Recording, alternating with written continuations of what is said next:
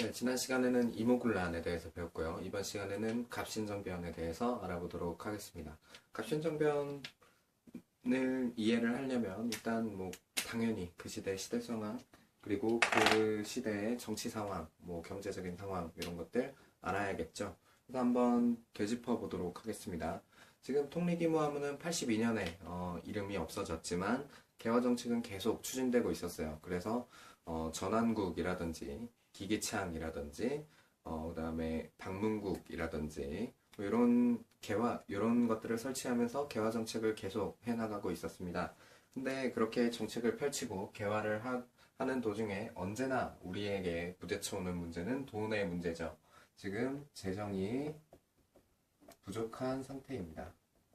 개화 정책으로 인해서. 그리고 여기저기 돈 들어갈 때도 많고 하죠. 네, 이 재정 부족을 해결하는 방향에 대해서 입장 차이가 또 생기게 되는데요. 일단 지금 개화 정책을 얘기하고 있는 거니까 두 세력이 있었죠. 첫째는 급진개화파, 그리고 둘째는 온건개화파가 있었죠. 이 온건개화파를 좀 먼저 말씀을 드리면요. 온건개화파가 재정 부족을 해결하는 방법으로 제시한 것은 돈을 찍어내자 였습니다. 돈이 지금 돌아다니질 않으니까 돈을 많이 풀면 될 거 아니냐. 돈을 찍어내자라는 게 이 온건개화파의 주장이었습니다. 그래서 당오전을 왜 띄었었지? 오전을 행하자라는 게 온건개혁파의 입장이었습니다. 근데 지난번 지지난 수업 이때도 계속 말씀드렸지만 돈을 많이 찍어내는 건 굉장히 위험한 일이다라고 말씀드린 적이 있죠. 당백전이라든지 이런 사례에서 설명을 드렸잖아요. 이후 당오전을 발행하자라는 건 저번에 고문으로 파견되었던 밀렌도르프의 생각이었습니다. 랜도르프의 생각이었어요. 그래서 당오전을 찍어내자라는 걸 주장을 했습니다. 근데 이 당오전 발행에 대한 단점, 제가 방금 말씀드렸죠. 인플레이션이라든지 과거에 당백전을 발행함으로써 생겼던 그런 문제들을 이제 토대로 급진개화파 세력에선 이것을 비판을 합니다. 그리고 급진개화파 세력이 주장한 재정부족 해결 방법은 일본에다가 차관을 빌려오자라는 거였습니다. 차관.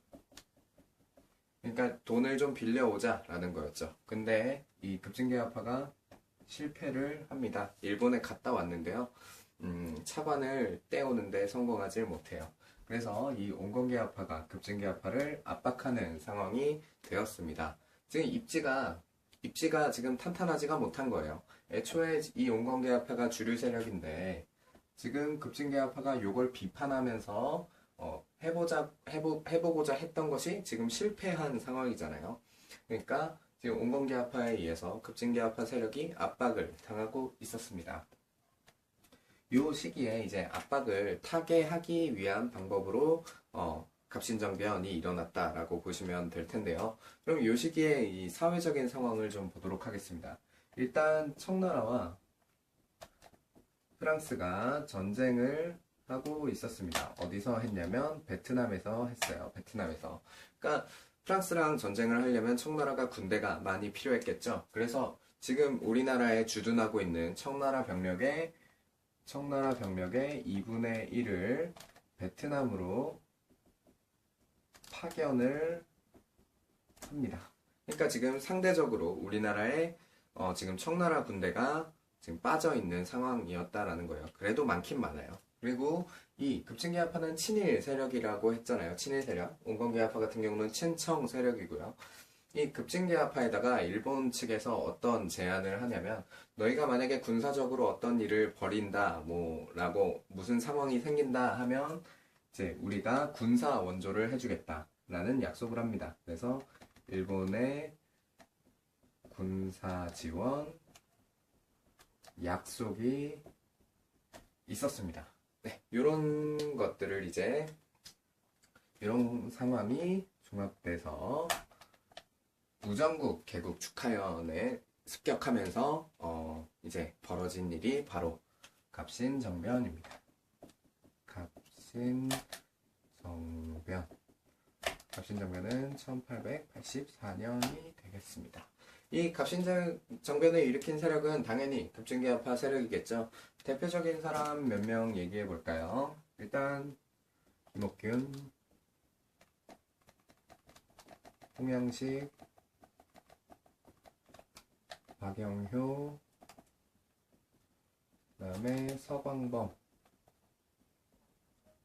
등 뭐 이런 사람이 있었습니다. 한 명 정도 더 껴주자면 뭐 껴주고 싶진 않지만 서재필 있었고요. 서재필. 이건 제가 서재필을 별로 좋아하지 않아서 그러는데 서재필. 네, 뭐 이렇게 알고 계시면 되겠습니다.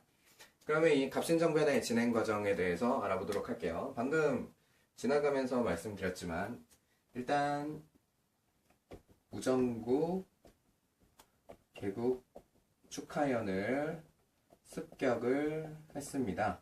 그러니까 지금 민씨정권이잖아요. 이 온건계합파 세력들이 지금 다 우정국 개국 축하연에 가 있는 겁니다. 기기창 전왕국 그리고 방문국 이런 거는 83년에 세워졌고 우정국 같은 경우는 84년에 1년 뒤에 세워졌다라고 했죠. 그 우정국 개국연을 이 급진계합파 세력이 습격을 하게 됩니다. 그리고 우정국 개국연에서 거기를 이제 점령한 상태잖아요. 바로 어디로 가냐면 바로 창덕궁으로 가요. 네, 창덕궁에 지금 누가 있죠? 고종과 창덕궁에 지금 누가 있냐면 고종과 명성황후가 있어요. 그냥 민비라고 쓸게요. 네, 고종과 명성황후가 있는데요. 요 두 명을 포획을 해가지고 지금 반란이 일어났습니다. 빨리 피하셔야 합니다. 해서 이 창덕궁에 있는 고종과 명성황후를 경운궁으로 옮깁니다. 근데 이 고종과 급진계합파 같은 경우는 좀 어느 정도 대화를 나눴던 것 같습니다. 고종은 전혀 당황하지 않고 그래요, 빨리 경운궁으로 합시다, 뭐 이렇게 한 것 같은데요. 민비, 그러니까 명성황후 같은 경우는 의아해 했을 거예요. 이 반란이 일어나거나 했으면 자기 세력들이, 민씨 세력들이 뭐 오빠라든지 뭐 아니면은 자기 편에 있던 세력들이 자기한테 귀뜸을 해줘야 되는데 반란이 일어났다라고 보고를 해야 되는데 그런 보고가 하나도 안 온 거예요. 그러니까 뭔가 좀 이상하죠. 그래서 일단 경운궁으로 가긴 갔는데 고종을 다시 설득해가지고 이거 아닌 것 같습니다. 왕이 이렇게 작은 곳에 있으면 경운궁이 창덕궁보다 훨씬 작거든요. 그래서 급진계합파 세력들이 경운궁으로 옮긴 이유는 이제 공격을 당했을 때 고종과 명성황후를 데리고 있으면서 방어하기 좋은 곳으로 옮긴 거예요. 경운궁이 더 좁거든요. 그래서 민씨가 이제 고종한테 얘기를 합니다. 저기 왕이 이렇게 좁은 곳에 있으면 옳지 않습니다. 다시 창덕궁으로 가시지요. 그래서 다시 창덕궁으로 환궁을 합니다. 이 다시 환궁을 한 다음이 또 중요한데요. 이 급진계합파 세력이 지금 정변을 일으키고 이제 요러한 부분을 바꿔야 한다라는 요구를 제시를 합니다. 그게 바로 14개조 개혁안입니다. 14개조 개혁안을 주장했다. 그러면 이 14개조 개혁안이 어떤 거였는지 좀 보도록 할게요. 14개조 개혁안. 일단 분야별로 좀 나눠서 얘기하면 기억하기가 편하겠죠. 일단 제일 먼저 정치적인 상황을 볼게요. 제일 먼저 정치적인 상황. 정치적인 상황에서 일단 먼저 청나라의 종주권을 부정을 합니다. 지금 청나라가 우리나라의 내정 간섭을 많이 하고 있는 상황이었어요. 고문을 파견한다든지 뭐 이런 뭐 정치적으로 간섭을 많이 하고 있었던 상황이죠. 근데 요 청나라의 종주권을 부정을 합니다. 그리고 요것을 뭐 요런 의미에서 요구한 것이 뭐냐면 대원군 귀환 지금 대원군이 청나라로 압송되어 있는 상태잖아요. 그래서 대원군 귀환을 요구를 합니다. 어떻게 보면 이 개화파, 급진개화파 세력이랑 이 대원군, 위정척사파 가는 의 대표 주자잖아요. 이 대원군은 좀 반대되는 입장을 가진 사람이지만 이 왕의 아버지가 다른 나라에 가 있는 건 우리나라의 자주권을 위협하는 것이다 라는 의미로 파악을 하고 이 대원군의 귀환을 요구를 했습니다. 그리고 또 한 가지 또 중요한 사실이 있다면 입헌 군주제를 주장했습니다. 이 입헌 군주제라는 게 뭔지 정치 공부를 안 하신 분들은 모를 텐데요. 간단하게 설명을 좀 드릴게요. 왕이 있죠. 이 왕이요, 곧 법이다. 혹은 왕이 법보다 크다. 라고 얘기하는 걸 우리는 전제 군주제라고 합니다. 근데 왕도 법으로 규정된 것이다 라고 주장하는 것이 바로 입헌군주제입니다. 이 전제군주제 같은 경우는 법을 왕이 마음대로 주물럭주물럭 할 수 있어요. 하지만 입헌군주제 같은 경우는 법 밑에 왕이 있는 것이기 때문에 왕도 법으로 규정되어 있는 것이기 때문에 왕이 마음대로 이 법을 어겨가면서 마음대로 정치를 할 수가 없습니다. 이 갑신정변 세력 같은 경우는 이런 입헌군주제를 주장을 했습니다. 요 부분 기억해 두시고요. 그리고 군사적으로는 사형을 일령으로 축소해라 라고 주장을 했습니다. 지금 좀 사형이 왜 갑자기 등장했지? 라고 헷갈려 할 수 있는데요. 흐름을 좀 볼까요? 일단 중앙군 5군영이 있었죠. 5군영은 훈련동함을 필두로 한 임진왜란 이후에 요게 확립이 됐잖아요. 근데 요게 2형으로 한번 줄죠. 2형으로. 왜 2형으로 줄었죠? 별기군이 들어오면서 2형으로 줄었죠. 근데 이 재정고문 그리고 지금 대원군이 잠깐 다시 복원이 되잖아요. 대원군이 잠깐 다시 섭정을 하잖아요. 그때 다시 한번 5군형으로 대원군이 복귀를 시켰죠. 왜냐면 조선 초기로 들어가야 되니까. 지금 대원군이 이모군한테 잠깐 다시 돌아왔을 때 그때를 얘기하는 겁니다. 근데 요 5군형이요. 다시 한번 이 청나라 고문들이 왔었잖아요. 위안스카이라든지 마젠창이라든지 이런 고문들이 왔잖아요. 그때 4영으로 한번 다시 줄게 돼요. 근데 요거를 이제 다시 1영으로 줄이자라고 주장했다라는 거죠. 그러니까 개화파는요. 지금 계속 90군데를 줄여 나가는 거예요. 이거 다 90군데잖아요. 90군데의 흐름이란 말이에요. 90군데. 지금 여기 보면 2영으로 줄었죠. 그리고 1영으로 줄었단 말이에요. 요때가 다 개화파가 주장한 것들이잖아요. 개화파는 이제 더 이상 90군데가 필요 없다. 그러니까 90군데를 줄여나가자라고 이야기를 하는 겁니다. 그래서 군사적으로는 4형을 1형으로 줄이자라는 거 이야기했다. 라고 알아두시면 되겠고요. 그리고 중요한 건 어쨌든 경제겠죠. 경제. 지금 백성들이 엄청 살기 힘든 상황이잖아요. 그러니까 이 경제적인 개혁을 해야 된다라는 건데 일단 첫 번째로는 지조법을 개혁하자라고 얘기합니다. 지조법 개혁. 요걸 첫 번째로 하지 말고 지조법이랑 황복은 뒤에 하고요. 일단 첫째로 가장 중요한 건 재정 일원화. 재정 일원화. 이 조선 후기에 오면서요. 원래 이 우리가 6조 시스템에서 재정을 관리했던 부서가 호조입니다. 호조. 근데 이 호조에서 재정을 관리를 해야 되는데, 예전에 우리가 이모군란 때도 봤지만 선해창이라든지, 이런 기관들이 경제적으로 호조보다 더 큰 영향을 발휘를 하고 있었단 말이에요. 그러니까 재정 관련된 게 분산이 되어 있으면 정책이 통일이 안 돼요. 정책이 통일이 안 되고 비리도 많아질 수밖에 없고 그리고 새는 돈이 많아집니다. 그러니까 재정을 이제 여러 군데서 하지 말고 호조 너희가 집중해서 해야 된다라고 이야기를 한 거죠. 그래서 이 재정 일원화의 의미는 이제 세수의 안정, 그리고 뭐 비리, 척결.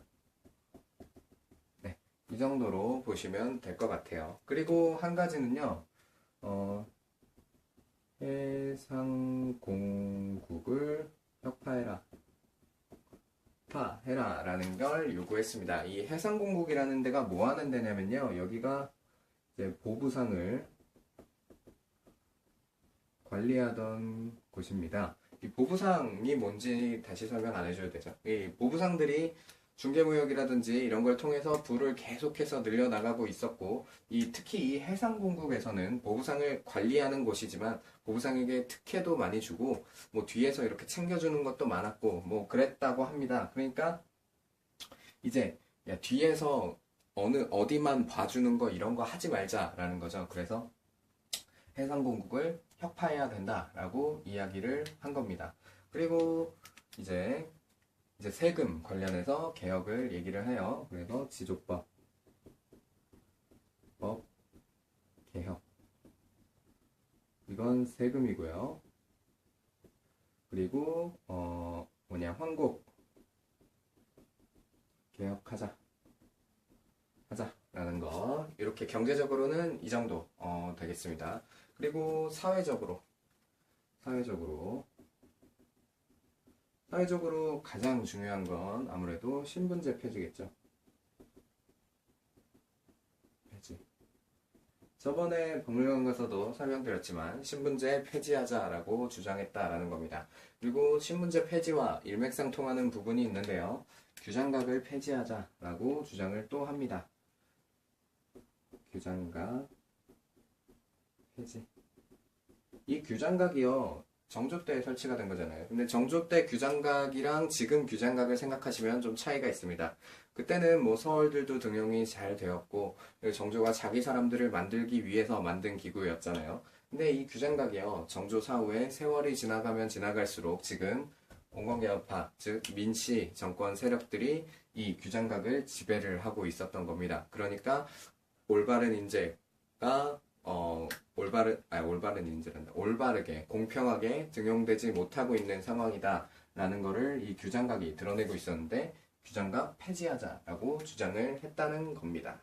뭐 요 정도 일단 기억해 두시면 될 것 같아요. 14개조 개혁안. 근데 이 14개조 개혁안을 이게 다 실행이 됐다라고 오해하시면 곤란합니다. 이건 주장입니다. 주장이에요. 네. 그래서 뭐 이런 14개조 개혁안을 갑신정변 세력들이 주장을 했어요. 그리고 요게 이제 오래 가고 개혁이 되고 뭐 이러면 이제 좋았을지 나빴을지 뭐 이렇게 생각할 거리가 되는 건데, 14개조 개혁안 주장하고 뭐 얼마 안 돼서 바로 청군이 개입을 합니다. 이모군란 때도 청군이 개입을 했죠. 그리고 이때 갑신정변 때도 청군이 개입을 했습니다. 지금 조선은 청나라에 많은 영향을 받고 있는 상태다라는 걸 알 수 있겠고요. 이 청군이 개입하고 일본이 군사지원 약속을 했잖아요. 근데 일본에서 군사지원을 해주지 않았어요. 약속을 어겼고요. 근데 이제 뭐 일본에서 지금 이모군란 통해서 조선의 군사를 주둔시켰다라고 말씀드렸잖아요. 그 얼마 되지 않는 그 청군과는 비교할 수 없는 규모의 그 일본 군대가 전투를 벌입니다. 청군과 일군이 전투를 벌이는데요. 그걸 어디서 벌였냐면 창덕궁에서. 넉궁 전투. 지금 청나라 군대가 2분의 1이 빠졌지만 그래도 요 두 세력은 비교가 안 될 정도로 청나라가 강했습니다. 그래서 청군이 일군을 상대로 승리를 거뒀고요. 그리고 결국 이제 진압을 당했습니다. 청군에 의해서 진압을 당했습니다. 그러면 이제 이 갑신정변의 의의라든지 그리고 이후 상황을 좀 정리를 해보도록 할게요. 일단요, 지금 이 청군과 일본군이 전투를 벌였잖아요. 그래서 청나라와 일본군이 조약을 맺었습니다. 그게 바로 텐진 조약입니다. 텐진 조약. 청과 그려놓고 청군과 일이 청나라와 일본이 텐진 조약을 체결했어요. 이 텐진 조약의 내용은 뭐였냐면요. 첫 번째로는 텐진 조약. 첫째로는 군사 철수하자. 청, 일 모두 조선에서 군사를 철수하자라는 게 그 조약의 내용이었고요. 두 번째, 이 부분이 중요한데요. 군사를 파견하게 되면 상호 간에 통보를 해줘야 한다. 만약에 청나라가 조선에 군사를 파견했을 땐 일본에 통보를 해주고 일본이 조선에 군사를 파견했을 땐 청나라에 통보를 해줘야 된다라는 겁니다. 근데 요 텐진 조약이 왜 중요하냐면요. 이 텐진 조약이 빌미가 되어서 나중에 청일 전쟁이 일어나게 됩니다. 바로 다음 시간에 배우게 될 것 같아요. 그래서 이 텐진 조약이 청일 전쟁의 원인이 되었다. 그러면은 이제 청나라 같은 경우는 요 갑신정변을 통해서 내정 간섭이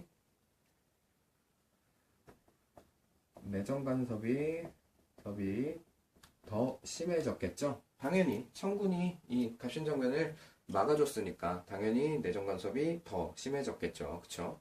그리고 일본 같은 경우는 또 피해 보상 요구를 합니다. 선생님, 일본이 왜 피해 보상 요구를 하나요? 여기 보면은 싸우기도 청나라랑 싸웠고 보면은 뭐 일본이 피해 입은 게 없을 것 같은데요 라고 얘기할 수 있겠지만 이 중요한 게요. 이 갑신정변은요. 이 내용들을 한번 볼까요? 신분제 폐지, 여기 보자. 지조법 개혁하자, 황국 개혁하자, 비리 척결하자, 위평군주제 하자, 자주적인 국가가 되자, 이런 부분을 생각하면 사실 민중들한테 다 도움이 될 것 같은 부분이잖아요. 그쵸?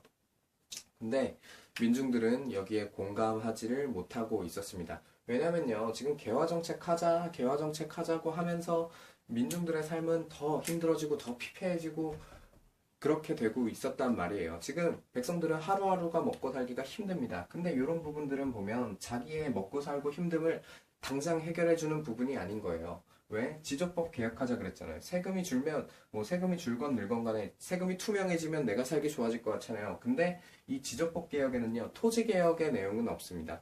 토지 개혁의 내용은 없다고요. 그냥 세금만 개혁해 주는 거지. 내가 지금 당장 농사 지어야 될 땅도 없고 먹을 곡식이 없는데 이런 게 뭐가 중요합니까?